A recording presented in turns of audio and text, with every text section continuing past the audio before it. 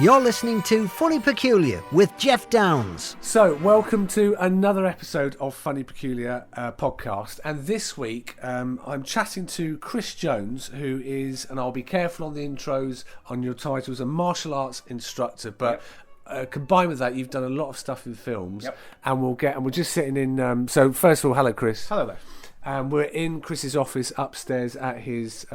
Now, do I say a dojo or not?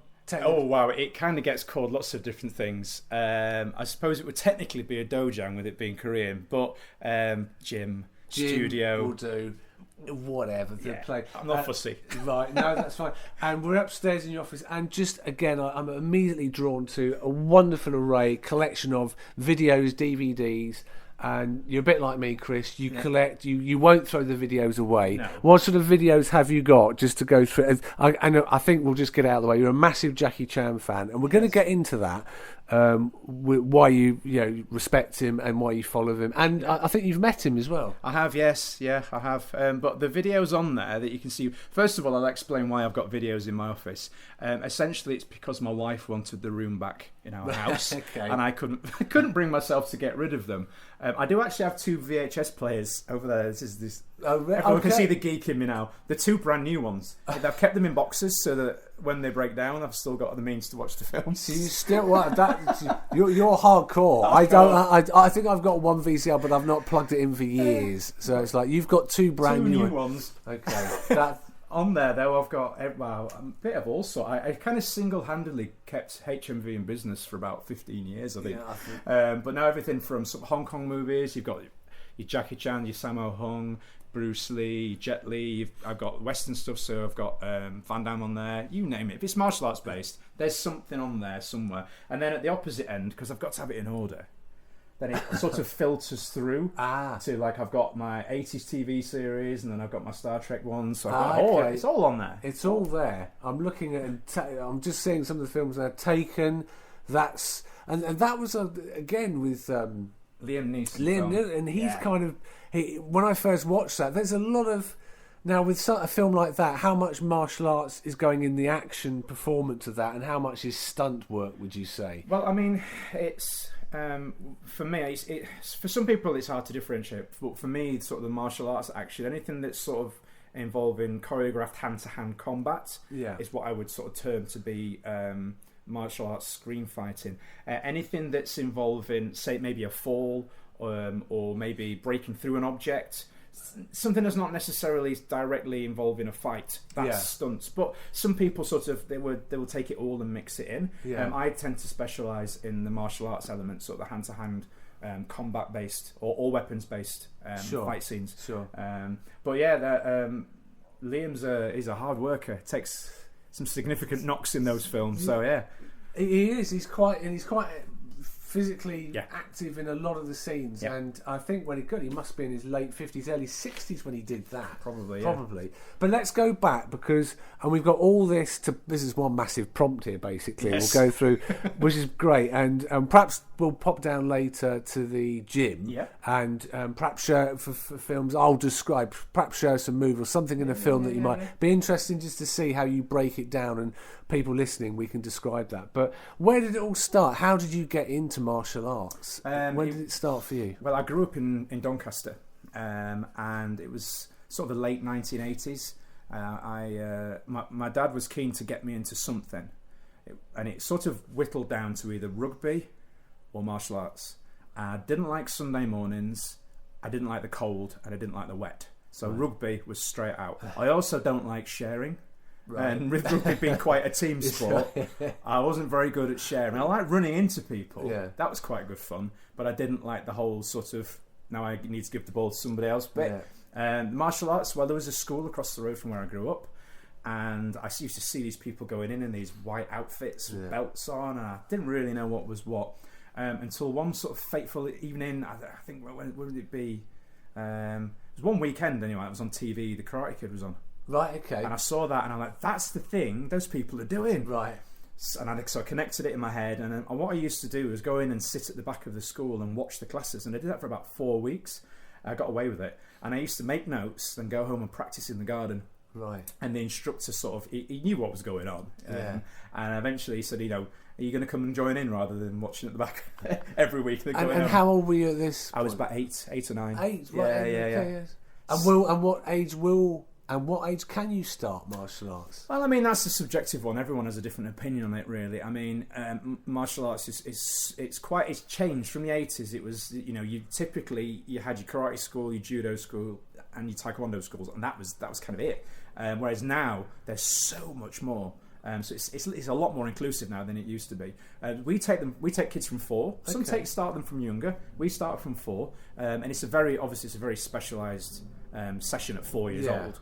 Then we go right the way through to the adults. But I mean, when I started, 8 was considered quite young. 7, 8. But because we were in with the adults, you know, they were hammering each other, and we were just thrown in with the adults. It's weird, so the kids would just train with the adults. Get in there and get training, and we were all sort of treated the same. And that's where and which style was this? What were you actually learning? It was the Olympic style of Taekwondo at the time, because that's what was available. Right, it's not that I have anything against that system, but it was that was it. There was that school in the area, or there was judo, which didn't. Judo for me, as a kid, looking at it, the dots didn't connect. It didn't look like the thing that I was seeing on the TV. Yeah. So it didn't catch my interest. Okay. Now it's very. It's an awesome judo, art, just to explain to people, so Taekwondo is more offensive as opposed to judo, which is more wrestling, holding. Is that a wrong statement? Well, I would say the best way to think of it is it just. If you want to make a really simplistic divide, you would say that Taekwondo is a striking art, and as you say, Judo is more of a grappling art. Okay. Both have their own particular merits. Both are good in different areas. Yeah. But I suppose the ultimate aim of both systems is to end up with one person standing and one person on the floor. Yeah. Just you get to A to B in a different way. But yeah, it was particularly the kicking that got my attention. I was really sort of entranced by the acrobaticness of the kicking and the breaking the boards and the jumping around. That's what caught my attention as a kid. And then now as a 38-year-old kid, it still captures my attention. That's my thing. That's the thing. And even like today, when you come in here, it feels like that 8-year-old child that was going in, it's still there, still burns. It's a little bit different in that now it's a job. Yeah. I'm not going to lie and say that, you know, every day is a magical experience. There are some days where I quite fancy the idea of doing something really simple and, you know, boring, should I say. But, you know, there are days where I'll have some time off, do something different, and then very, very quickly I just want to... Every year, I don't take any time off, which my wife hates. She's really... she hates that I don't take time off, but I have 2 weeks at Christmas, and 3 or 4 days into Christmas holidays, I'm climbing the walls. I'm just need to do something. So every year I look forward to the break. I get the break, and then all I want to do is come back in and do this again. So but like we were saying earlier, when and I said to you, do you work out? And you're like, every day I work out, and you have to because you're an athlete. It's your business. You've got to keep moving. And if you stop for a week and a half, your muscles are grinding to a halt. And if I stop for any longer than say 5 to 6 days, I just generally feel unwell. I think that's it. I don't know whether it's sort of more in my head than it is sort of physically anything happening, but. You know, if I stop for any length of time, initially in my head I'm just climbing the walls because I'm not doing something, and then physically I start to get very achy, and all the injuries I've had over the years start to creep up and catch up, and injuries is a big one. But when you started off, so there you are, 8 years old, you're learning this Olympic style of Taekwondo. How many years do you train there for when you were well, I trained in the sort of Doncaster area for around about 10 years. Okay. I actually trained at 2 different schools, because as they do, I mean, we're a full-time setup, so this is what I do as a job. Whereas my first class, the instructor was actually quite young, and he went off to join, I think he joined the Navy, I believe. He's a drill sergeant somewhere now. Yeah. He's on my Facebook. And he was quite young, so the school closed. And when the school closed, I had to go somewhere else and do something different, which was an interesting experience. But it's something.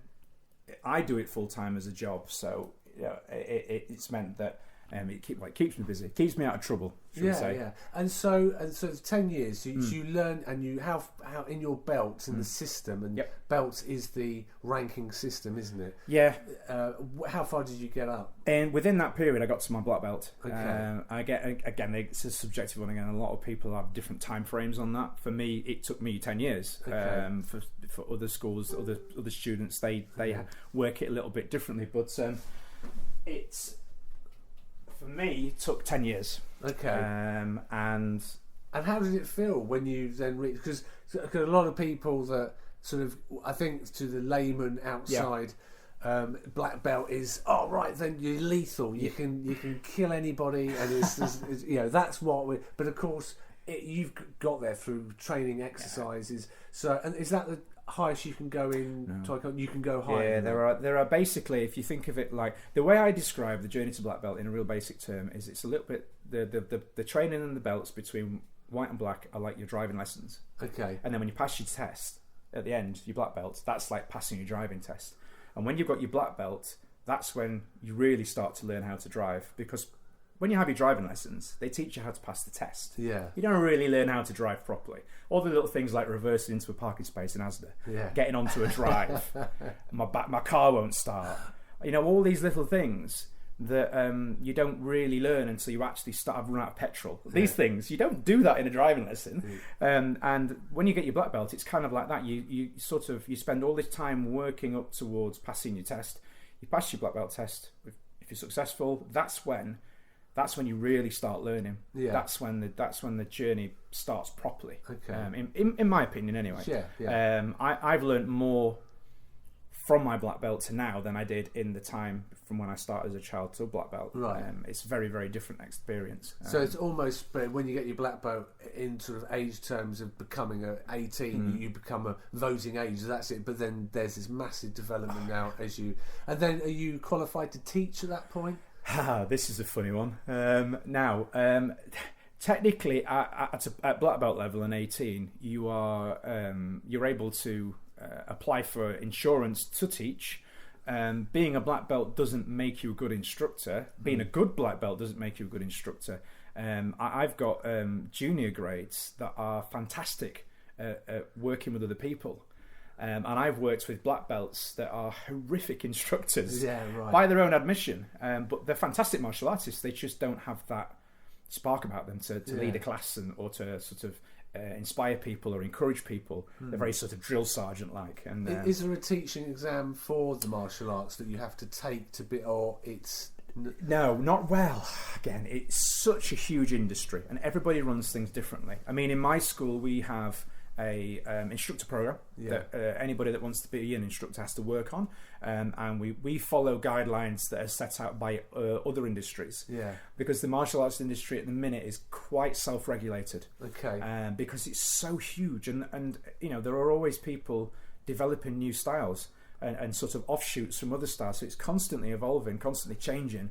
So it's very, very hard to sort of pin that down and say these are the requirements X, Y, Z, because it's different for all of them.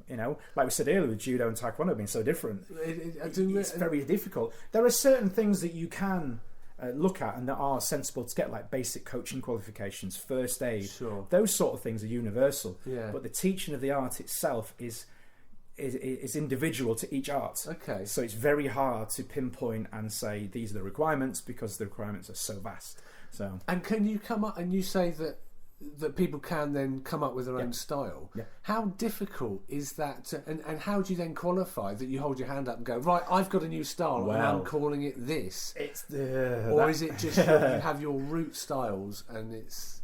Well...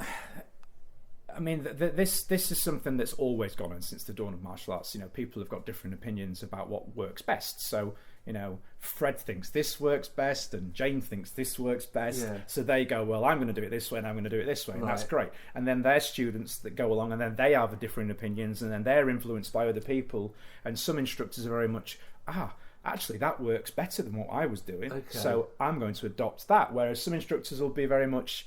this is what I do. Yeah. It is the best. No one will tell me any different. Sure. I am going to do it like this. And so that means that inevitably you get some people will work to a strict system, and then some people are a little bit more open to idea and will adopt different things, and the net result is regional variants. Let's say that, like accents. Sure. I'm teaching my flavour of Taekwondo, and someone else will teach theirs. And so you get these little differences. Okay. And then that gets passed down through generations of students who then put their little flavour in, and it's just inflections on each little. Okay, then let's go. So there you are, 18. You've qualified as black belt. Taekwondo. What sort of work is? What do you do next? Where do you go from there? Well, I mean, I'm trying to think. I was 19 when I did my black belt test. It was 1999, and at the time I was I was there every day. It was all I wanted to do was martial arts. And you were working a job and having to do this. Yeah, I'd finished my levels. All my friends were going off. It was the year when all the tuition fees came in. Ah, right, okay. So 97, 98, around then. So all my friends had all picked university courses they'd gone off, wanted to go off and do. And they were all, I was looking at all these loans they were taking out, and I'm thinking, there's nothing that I like the look of doing. Yeah. I'm not prepared to take out a huge loan to do a course just for the sake of doing a course. So what I decided to do was go to college and study graphic design, because I had an interest in art. I like to dabble on computers and do editorial design and that sort of thing. So I thought, well, I'll do that because it's in my hometown and I can keep training at the same time, and we'll see what happens. It lasted 6 months. It lasted 6 months, and it's a bit of an unfortunate story, really. It's kind of one of those unfortunate things. And the instructor, who he's still a friend, was on speaking terms. I actually injured him accidentally. Oh, right, okay. And he needed some time off. So long story short, I ended up covering his classes for him whilst he was injured, and the school owner saw some potential in me and then offered me a job at another one of the locations he owned. So that was how I started out. I literally went from student to instructor in about a 10-day period. Wow, that quick. Yeah. And then how long did you teach for? Well, I've been teaching full time since 1999. Since that time? I've had a short period of time where I took a break. It was actually at the same school. I'd been there 99 to 2002, I think it was. And I had my own ambitions. I wanted to go off and do other things, and the instructor's vision of the school was all the staff were going to, always, as any business owner would want, his staff to be focused on the future of his school. Sure. I had ambitions of maybe one day having my own school, and I managed to let that slip in a staff meeting. Yeah. And the net result was the following Monday I was sacked. Oh, right. And so I was very quickly left with, well, what am I going to do? Because I dropped out of college. Yeah. I don't really want to go back to doing that. I've had all these years of being within this huge business doing martial arts, listening in on the meetings and learning how the business works, because I was always paying attention to what was going on. I kind of played the whole daft teenager, not really paying any attention, but I was listening and taking in what was going on, and I thought I could do this myself. Yeah. So I moved to Knaresborough. This is where we are now. And I found a building which at the time was it was actually hairdressers, and there was room for about 5 people in it. Right. And I thought, I'll open up. And I did. And you did? Yeah. And then that's history. I'm here now. And you're here now. 210 students. So. Wow. That's brilliant. Yeah. Wow. And again, we're looking at all your film collection. So this is all going on in the background that you're teaching. And how did you then get involved with films and your first dabble in the industry? It was about the same. I mean, with the dawn of the internet. That's like a film. It is a good pitch, that. We'll work on that after. We'll work on that. The dawn of the internet. No, the internet came around, and I started getting involved with message boards, as a lot of people did, with the Hong Kong movie scene. And at the same time, I'd got a camcorder, and I was making just video clips of myself training and doing things, and we were sharing them. I was emulating some of the moves on films, and I was throwing it on this message board. It was actually a Jackie Chan message board, and a director saw it and approached me about. He was doing it was a promo for a TV show. I can't remember what it was for. It was that long ago, but it was around 2000-ish. Yeah. And I did that for him, and then he was making his own independent feature. Yeah. So he asked me to go back. And then it sort of snowballed, but it was the 2001 Royal Variety Show. That was my very, very first big thing. You You were on the actual variety show. This is in London. Yeah. Before it was a prize. 2001. And you were, and what role were you taking? You were a person having to do a particular move scene. There was a group of us. I can't remember what they named the troupe. Obviously, we were all led to believe that we were requested there by the royal family. Right, whether we were or not, I don't know. But it was an anniversary. I think it was the 50th anniversary. I can't remember. It was an anniversary one. Yeah.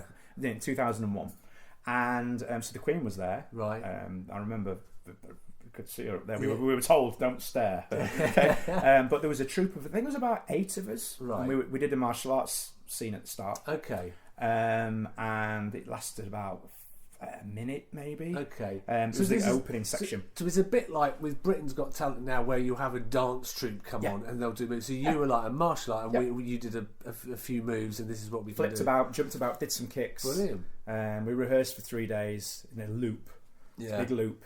And that was my first experience. So that was quite a good one, really. Yeah. I did an independent film, and then I did the Royal Variety Show, and I was like, okay, but it was good because it gave me experience of like standing on a stage, a massive stage, in front of a huge audience and the royal family.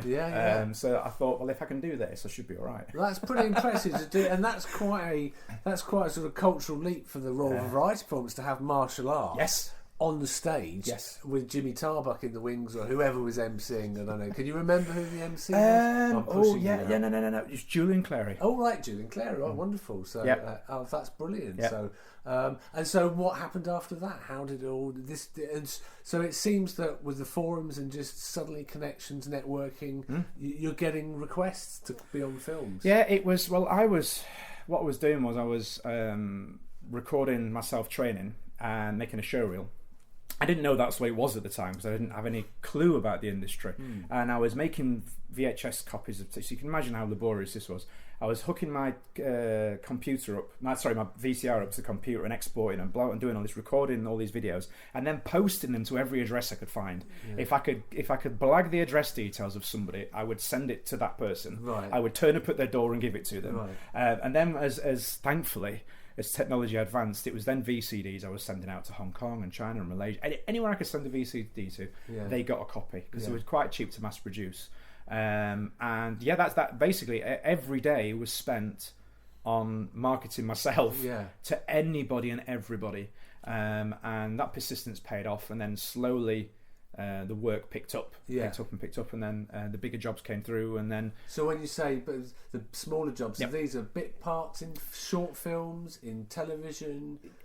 Predominantly, a lot of it was. I mean, the martial arts movie scene in the UK was non-existent until around sort of the early 2000s, and then slowly but surely, people started making martial arts and action-based films in the UK. Okay. And they, inevitably they were quite small productions because the market was small, but the market was there, and they started to pick up. And there was a period sort of between 2000 and 2006-07 where I'd be doing 2 or 3 a year. On top of other stuff as well, and then that industry sort of crashed. The back end of. It was around a sort of recession time. It bombed. It disappeared, and it's never really recovered. Now you're seeing a lot of independent short films coming up, and there are now actually people starting to make sort of martial arts action-based films again. Right. Now that investors are seeing it as a viable means of making money, and ultimately at the end of the day, that's what it's about. And just as you qualified in '99, just to give an idea of who is big in the martial arts in the film world at that point. Now we've mentioned Van Damme, Van Damme, and now he came onto the scene in the late 80s, early 90s, really, wasn't he? He was huge. Oh yeah, time cop period and all that. Yes, and who was the Steven Seagal? He was still going. He was still going. He had Wesley Snipes. There were quite a lot. I mean, there were quite a lot of people still. Who is someone we wouldn't associate with martial arts but does know martial arts? Like Wesley Snipes, I wouldn't know he was martial arts. I thought he was a Hollywood. He's a Wesley Snipes. I mean, I think most people have seen his martial arts work in Blade, probably in the Blade franchise. But no, he's a martial artist. Right, absolutely. Okay. I'm trying to think of anybody. Dolph Lundgren is often one that people don't realise. He's a very high level martial artist. And what style? He's in it. He's practices a Japanese style of karate. I can't remember off the top of my head. I wouldn't want to commit to recording saying which it is, but it's a very hard style system. And you know, he's very proficient in that. Okay. I think there's actually a lot of people that train in martial arts that don't always, because one of the things that we're taught to do is to not boast about it, right? Because the idea is it's supposed to be that thing that you've got to rely on if you need to, not go around telling everybody so someone comes and starts a fight. I managed to get through the entire time at school without getting into anything more than a bit of a scuffle. And just quickly just chat about that, because obviously, so come 14, 15, you're pretty obviously qualified at what you do, and other boys must have known. I kept it quiet. You was that? Yeah, I kept it quiet. I did it intentionally because I was an easy target at school. I played. Now I'm not saying that this automatically qualifies people as targets, but we all know how horrible kids can be. I grew up in a rough area. I played the violin. I played the piano. I played the guitar. Right. I liked Star Trek. Oh, right. Okay. I was an easy target. And I wasn't going to not outwardly express my interest in those things. Which, and I didn't like football. You add those together, you get a bit of a melting pot of bullying going on there. But I managed to get through school without having any sort of significant bullying, because I learned through my martial arts training. I sort of learned to have like a confidence without it being cocky. I learned to sort of play the field. I was able to have my friends at the lunchtime, and we could talk about rebuilding our computers. But then I'd also be able to go off and play basketball with the football kids, because I like basketball and I was quite good at it. So I kind of learned to sort of socially sort of play the field, as it were, and and that was through the martial arts training. Because it focuses a lot on discipline, and not false confidence, but being able to. Because if you think sort of battlefield terms, one of the big things originally in the arts would be to hide. If you have an injury and you're giving off that injury, your opponent knows, there's a broken rib, or they're wincing so we kind of learn to sort of hide that. So that filters in. Is that part of the style then? So when originally it would have been less so now. And this was, and with all martial arts, we're talking 17th, 18th century within Japan, China, where it's ever come from. They would be. If there was a battle, they would be using martial arts. Originally, you can trace it back. They could go on this for ages, really. But you can trace it back. A lot of people have different theories as to the origins of martial arts and which country it came from. But most, if not all, countries have their own combative style. We even have them in England. It's just they're not really publicised to a level. But there are a lot of sort of martial arts in all countries. It's just. We tend to associate it more with, as you say, sort of China, Japan, Korea, Malaysia, those areas. But they're originally in their purest form, they were developed to protect villages, for the army. That's what they were for. And now, obviously, we use them in a different way, because we're very fortunate that we're not in a position where we have to defend our local town from whoever's deciding they want to take over. A lot of the weaponry that we use were actually farm tools. You see a bow staff or a nunchuck or they're all actually adapted farm tools. I didn't know a nunchuck. For people that are listening, that's the two sort of pieces of wood with a chain between. So that would have been like a hay rice flails. Right, is that where it comes from? They were obviously a little bit longer and but they were. A lot of the times as well, these people weren't allowed to have weapons. So if it was soldiers or whoever it was, they were having to defend themselves. Well, what have I got? Well, I've got these sticks. What can I do with them? Snap. Right, I've got 2 sticks now. What can I do with 2 sticks? I've got this big stick. Well, what can I do with this? I will narrow it at the end and maybe give it a point. Well, so it was thank God it never started in England, because all we had was a tractor and a plough. Headbutts. This is like, that would have been a different sort of martial art together. So let's go. So the film industry and Van Damme's massive at this sort of, and still one of the big names going. And obviously Bruce Lee goes back to the 60s, but Yep. Jackie Chan, your love for Jackie Yep. Chan. So where did that was it obviously a film that you saw and you went, this is someone special? Or? It was 1995, and the film in question was a movie called Rumble in the Bronx. Okay. And was this his first film? No. He'd been around for decades by that point. Really? Yeah. I mean, I'd seen him before in the Cannonball Run series. But I hadn't twigged. And those are 70s films. Yeah, I'm like, he's the guy doing the cool moves, but I didn't know it was him. Yeah. I just saw him as the guy doing the cool moves. It wasn't until later on when I became more of a fan that I then found out that it was Jackie in those films. But it was a film called Rumble in the Bronx. That was sort of like the mid-90s, and it was actually his first film that was really pushed over here in the States and in the UK. That was him as the star. Yeah, that was him, and that was his that was the film that they decided to use as the vehicle to drive Jackie Chan as the actors. But obviously in Asia, he was already huge. He was massive, mega star, and there were people over here that knew about him, but it was a little bit fringe. It wasn't mainstream. Cinema going audiences that knew about him, and that was the film that they used as the vehicle because some of the things he does in that film are just bonkers insane, just crazy. Where's he originally from? What's his country? He's from China. He's Chinese. Yeah. And his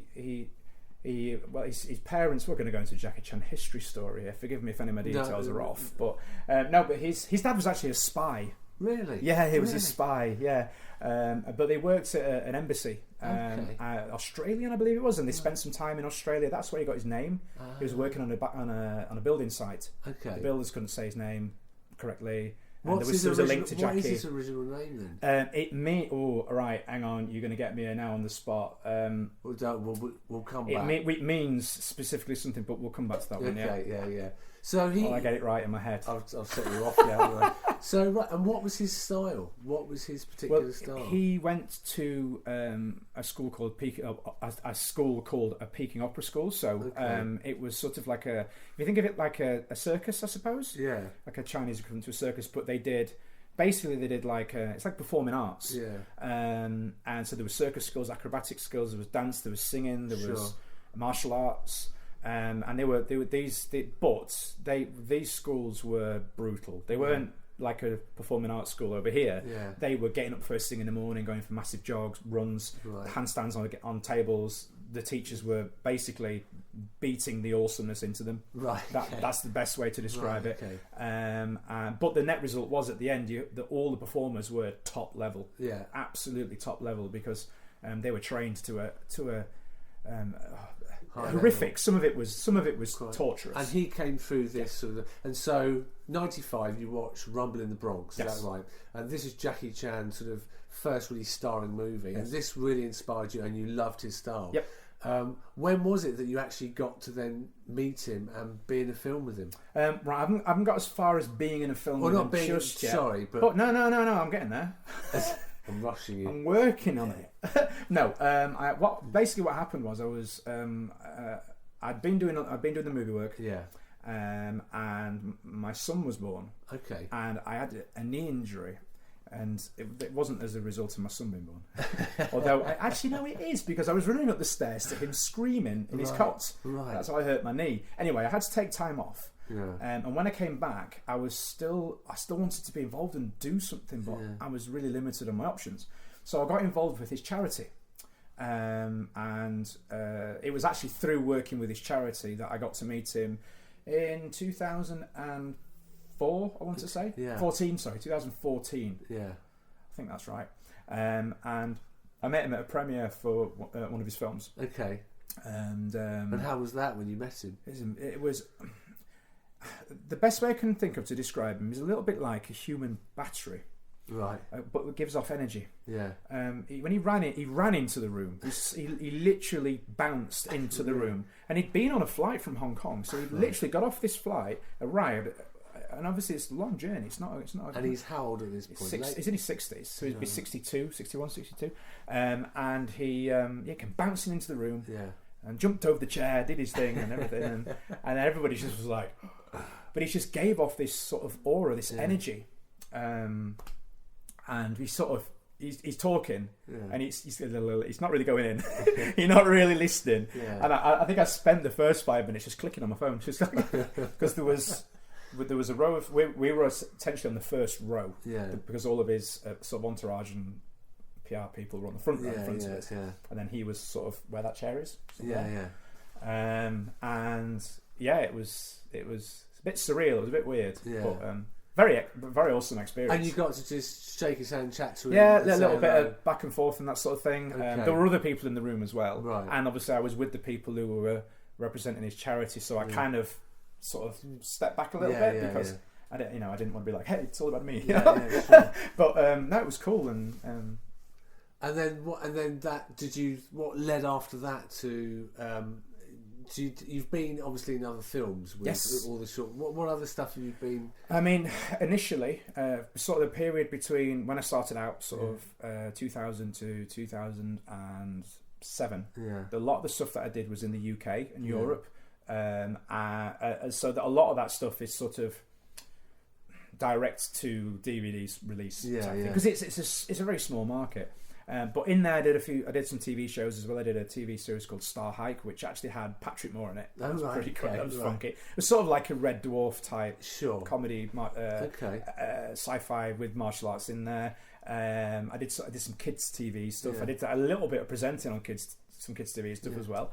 And then the big film, the sort of breakout film, I suppose, was a live action remake of an anime series called Blood the Last Vampire, which was a very popular comic book series, and that was a sort of a joint French-Chinese production, which was shot in China, and that was that I got to obviously work in China for, I think it was about 10 days ish. And that was sort of like the big one. What was that like? With a film? It was awesome. It was. I mean, the action director was he started out as an actor. He's actually from the same school as Jackie Chan. Director called Ko Ryun, and he's worked with Jet Li, with you name it. He's worked with them. He's worked with everybody, and he was the action director. And it was one of those moments where pinch yourself on set, like I've got to the thing. This is the thing I wanted to do. These were the films I used to put on and watch and go, they're the films I want to be in. And then I was there. You're there. And I'm like, but you have to, it was weird because I had to remind myself, this is a job. I'm not here to sort of geek out. When 3, 2, 1 action, I've got to do my thing. I can't just be like, you can't just, switch off and be like, oh my gosh, all these people. So it was a hard shoot. It was very hard shoot. What was, say, one particular move you had to do in the film?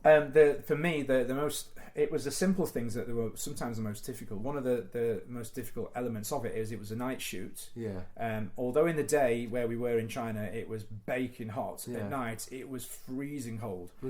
It was a night shoot, so it was all nights, and it was raining. Right. So they had the rain machines in now to keep the bugs out of the water. They have to really, I don't know what the temperature of the water has to be, but it's essentially freezing. Right. So we were being rained on with freezing cold water for 10 hours or so. Oh my lord. And there was not really anywhere to sort of keep warm. And the most difficult shot I had was actually the lead actress, who's a huge Korean. Over there, they do it a little bit like it used to be over here. Like, they wouldn't just be an actor or an actress, you'd be multi-talented. Sure. And in Asia, a lot of times, they're film stars, they're singing stars, so they sort of do everything.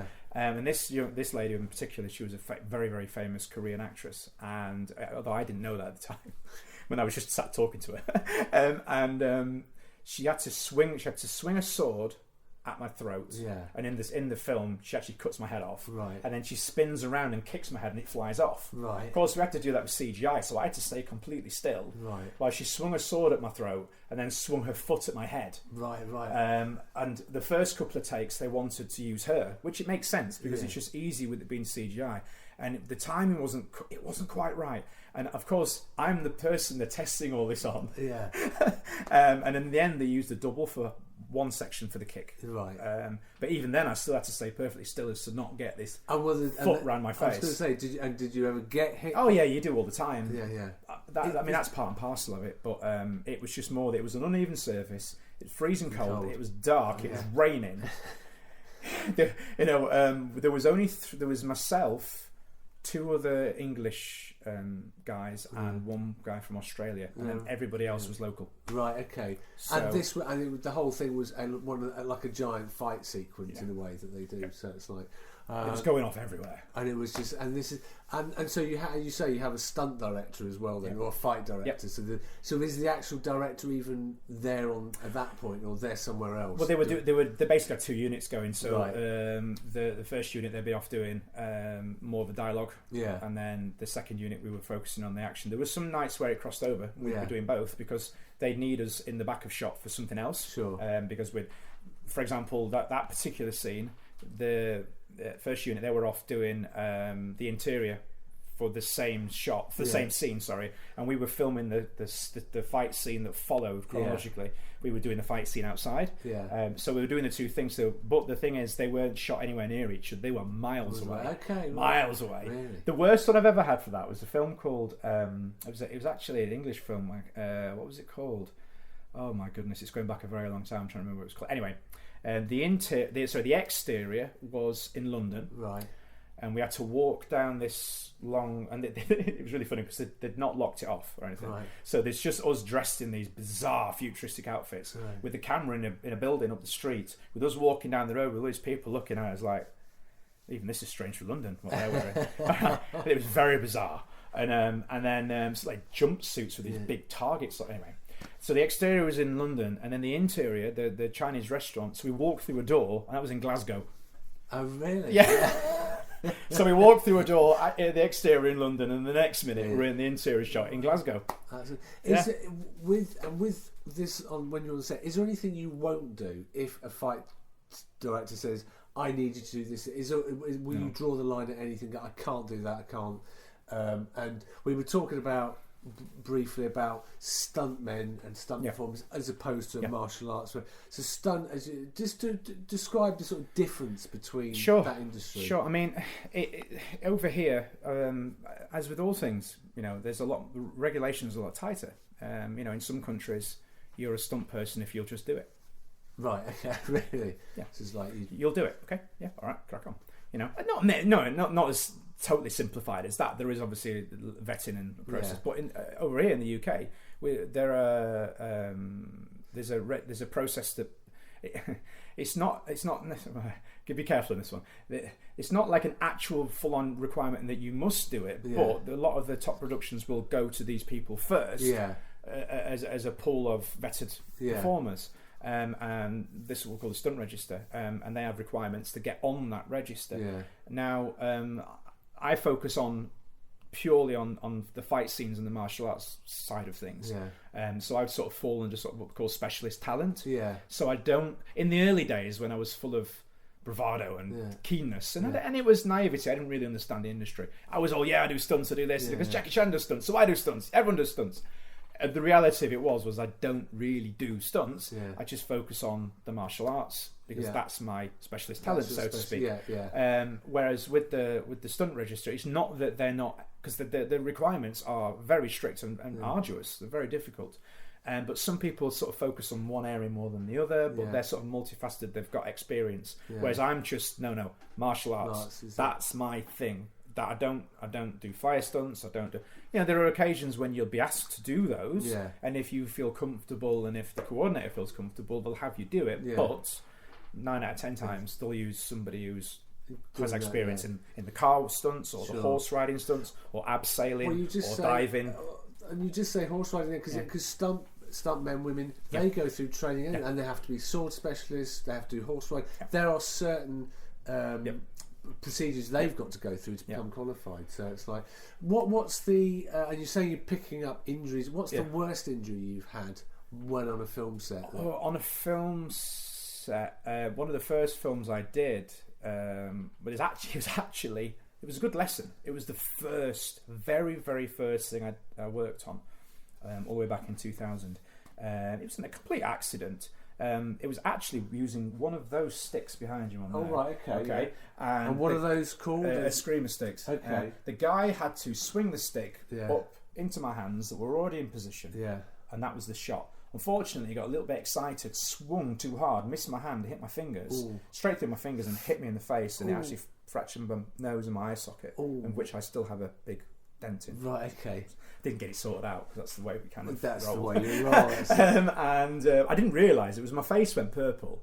I'd be fine. Get on with it. And I've actually got a nice lump in my eyebrow. So that's probably the worst thing, really. Yeah. You know, you broken noses, broken fingers, Yeah. Bruising, you know, muscle pulls. That's all part and parcel. That's just part of it. Yeah. But injury-wise, that's probably the worst. That's the problem. I've got all of my more serious injuries in life have come from everything but martial arts. Right.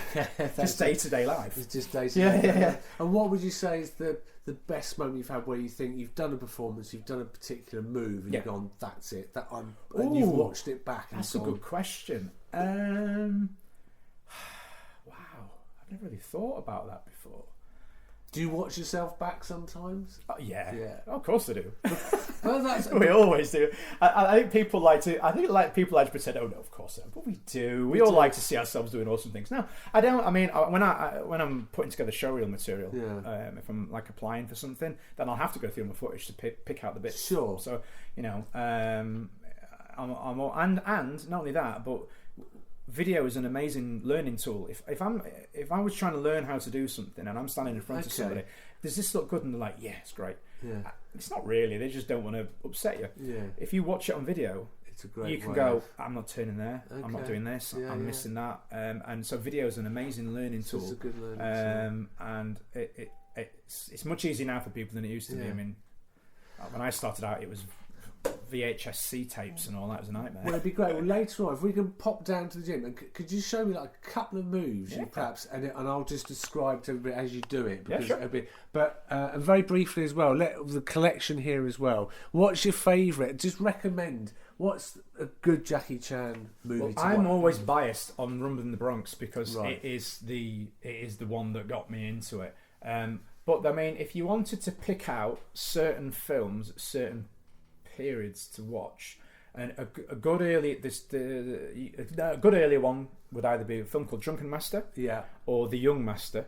They're not in any way connected. It's just that they're the translations for them. They're late 70s, early 80s. Okay. And then a little bit later on into the 80s, a film called Police Story, which a lot of modern Western films they lift from, not heavily, completely, shot for shot. There's a scene in Bad Boys 2 where they come down through they're crashing the cars through all of the sort of the houses and stuff. That's lifted entirely from Police Story. That completely shot for shot. Does that plagiarism, or not plagiarism, but just duplicating? Oh, it goes on all the time. It goes on all the time, constantly. Even in Jackie Chan films, Jackie Chan films, you'll see in Western films. You'll see a lot of they're pinched from it all the time. Oh, constantly. So Police Story is like mid 80s. Late 80s, film called Dragons Forever. That's a good one to watch.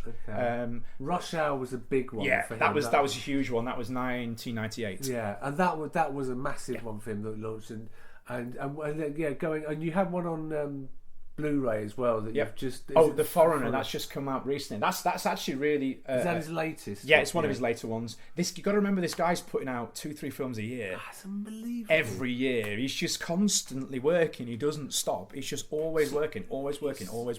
He has his own company, I take it, that they just churn out. They do. And what about, just apart from Jackie Chan, what are the other martial arts? Look at all the DVDs here. Is it Jet Li? There's Jet Li, there's Donnie Yen, there's Sammo Hung, there's Yun Biao, there's you name it, they're on there. They're Tony Jaa. And who's sort of, say, of Korean, of Malaysia, who's like the Jackie Chan at the moment? I don't know. Do you know? There aren't any. No. And this is no disrespect to the people that are coming through now, but it's just different now. I mean, you know, people know Jackie Chan and they know Sammo Hung predominantly. So for those of you that maybe don't recognise the name, you might have seen the TV series Martial Law, which is sort of like a Rush Hour rip-off that was on TV. A cop. There was the Chinese martial artist, big guy, flipping around and doing all the stuff, and then there was like the Chris Tucker type character. And it was on Channel 5 a lot for a long while. A lot of people know Sammo Hung from Martial Law, but they're from the same school. And a lot of the performers and actors around that sort of time all came from similar backgrounds, and those schools don't really exist anymore. Yeah, right. So the next sort of generation of performers that are coming through, it's just not the same. Yeah. And there are performers coming through that are very, very talented, but I wouldn't want to say they're the next Jackie Chan. There won't be a next Jackie Chan. It's like saying who will be the next Michael Jackson, or who will be the next Freddie Mercury. We won't have those people. They'll never exist. He is that unique. That you can't replicate that. Absolutely. Somebody will come along at some point and be the. Yeah. But then they'll be their own identity, and it's the same for people like Jackie and Samuel. You can't replicate it. It's like a unique, sort of one-off. No, it is phenomenal, and I didn't realise that was his output. So he's done all the time. Hey, brilliant, Chris. Thank you. Let's just quickly pop downstairs. Yes, sure. Look at a couple of moves, and then I'm going to ask you the final question I ask everybody on Funny Beginning podcast is who should I have on the show next? So let's we'll pause it there. Yeah. So cheers, Chris. No problem. We're just back on now. I'm just quickly looking through, and there's a wonderful signed picture of Jackie that Jackie signed for Chris. What is he saying there? It's actually addressed to the school. So Oh, it it's in says, the school. it says warmest regards to all the Chris Jones Taekwondo schools. Love Jackie Chan in 2003. And who's this up? This is Gordon Liu. He's another famous Hong Kong action star. Okay. I think he's probably most well known for the Uma Thurman. What was the Kill Bill? Yes, he was in the series. He was the teacher. Oh, was he? Yeah, he was used for that. He's probably most well known in the West anyway for those films. Although he did his own, he was ultra famous in his own rights as well. Wonderful. And we'll have a look. And you've got a poster up here, Jet Li's Fearless. Right. Okay. So that was massive. Yes. That particular film, wasn't it? So and you've got. And is this? It's a big picture of me. That's you there, which is good because that's how many. And there's a picture of Chris here. What pose is that? Or what kick are you doing? It's basically a performance style front kick. It's just a jumping front kick. Right, it's actually quite a basic kick, but it's one that's good for photography. That's brilliant. How long did it take to get that one? Did you do it on the first take? We had 3 shots. 3 shots. And not all 3 photos we used. It's just that was the best one. Brilliant, fantastic. So we're just back in the Chris's main gym area here. And there's just from my ignorance, what's the writing on the wall? So it's Japanese style writing. I'm probably completely wrong. It's Korean for Taekwondo. Right, okay. Yeah. I will say, and I always say this to anybody that's been in martial art. Have you seen Danny McBride in The Foot Fist Way? Yes. Which is a very funny film. Yes. And I do love the opening scene. If anybody's not seen it, do see it. It's the guy who went on to do Eastbound and Down. Yeah. And it's a very funny scene in the car park at the beginning where he's doing a demonstration. It's basically a sort of hopeless sort of father of married, and he's trying to be a Taekwondo expert. That is a very accurate description of the martial arts industry. Right. That film. Is it? Yeah. Okay. The really shocking thing is it is very accurate. Very accurate. Okay, yeah. okay. And that is and the Foot Fist Way. Is that the literal definition of Taekwondo? Is that to a point? Yeah. Depending on who you speak to, the different people say different things. But basically, it does mean to kick and punch. Basically, right? Okay. Long and short, or the way of the hand and foot. Okay. You can say it in different sort of more delicate ways, but basically it means kick and punch. Okay, brilliant. And we've got lots of pads. There's lots of and for the kids as well. Yeah. What are these known as? Kicking. Just kick pads. Kick pads. I think the sort of generic term or the commercial term is Wave Master, but that's just a brand. But basically it's just full of water. Oh really? Okay. And then they just because a lot again. In the films, they always have that wooden. Yeah. They have the wooden man. Yeah. That's right. And is that still? Yeah. Yep. And that what? And again, that's used to help. It's conditioning. Conditioning. Yeah, to make you. I mean, obviously, it's wooden on the basis that. They're actually designed to have a little bit of give in them, so they do move. Right. But it's just conditioning. So obviously, when you're hitting repeatedly on a harder surface, it basically toughens the body, toughens the head, not in the respect from hitting your head, but just more the mind. Because it is about repetition, I take it. So what's, say, a couple of moves that you would have used in a movie that you had a kick or a swing or something like that very basic. I don't want you to end up... Non-warmed up and non-prepared. Yeah, well, exactly. This is when he pulls a muscle. I'll do something that'll make a good noise for you. Yes, because this is we've got to remember it's audio. This is the thinking person. And I've got to remember to do my Radio 4 bit and describe what's actually happening. So Chris has actually brought out a bigger kick pad, and it's about... I'll do one on this one, pal. I'll do 2 different ones. I've just got to make sure I pick the right one so it doesn't leak. If it leaks everywhere, it leaks everywhere. So we'll be out with mops in a minute. So it's about 4 foot high, and it's basically a blue cylindrical kick pad. And Chris is just now turning on an axis. Whoa, right, okay. So that's the power. So he's just kicked it right over. How much does that weigh? That actual? I don't know. I think. Pick it up in a minute. Right, I think that's about 40 kilograms. With the water in it, and he's with one roundhouse. Is that a roundhouse? Spin back kick. Yep. It went straight over, and it was that quick. And I'm just tapping it now, and I can feel that. And that is pretty solid. He's bringing another one out now, and that turn that you did there, the spin kick. That's a sort of a base or a normal move you use in the movies that they'll say, fight director will go, right, can we have some spin kicks? The one that I did there was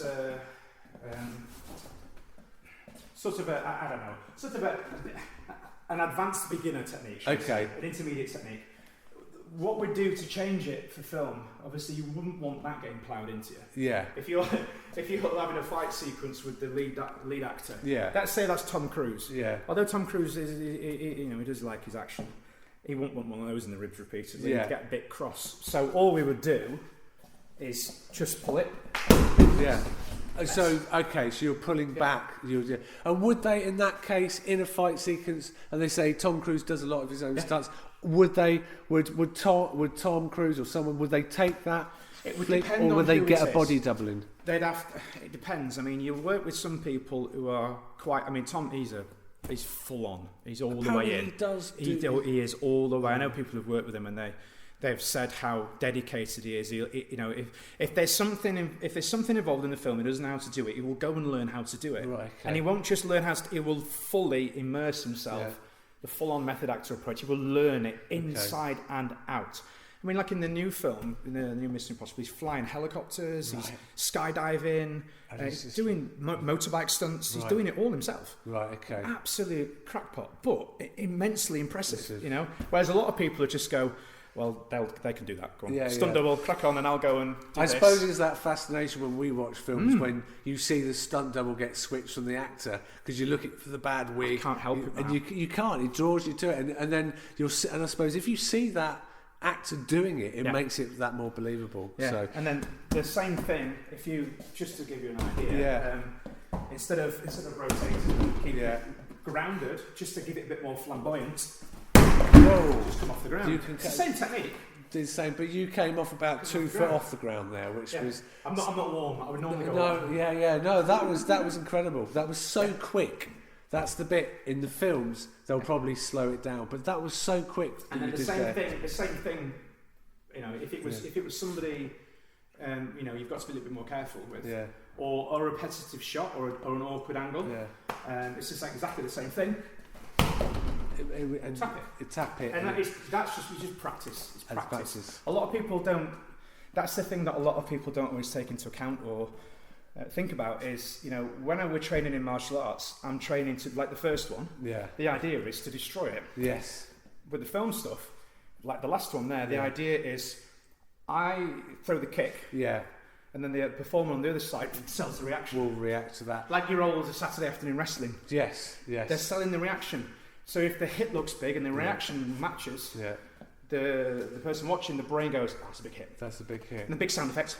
And then we're going to say, the Foley artists, they come along and they put the sound effect Makes on. The magic. And it's the movie magic. Yep. Chris, thank you very much for today. This has been a great session. This is another hour special, by the way, people. So I will be getting this onto the podcast soon. So you're getting bang for your buck, even though it's all free. I say bang for your buck. But my last question is, Chris, who do you think I should interview for a future episode of Funny Peculiar Podcast? Now, he's going to probably kill me for this one. But a friend of mine based in Leeds called Martin Wan, who runs a facility called Level Up. Okay. And they actually focus on a lot of various different movement arts, but they're quite heavily involved in the cheer side of things, so cheerleading and stunts and stuff. So I think that would be a pretty good one, because he does some awesome stuff. Brilliant. I'll track him down. Yeah. Brilliant. Thank you very much for today, Chris, and thank you for being on the Funny Peculiar podcast. Not a problem. Thanks for coming. You've been listening to Funny Peculiar. Tune in next week. More great guests.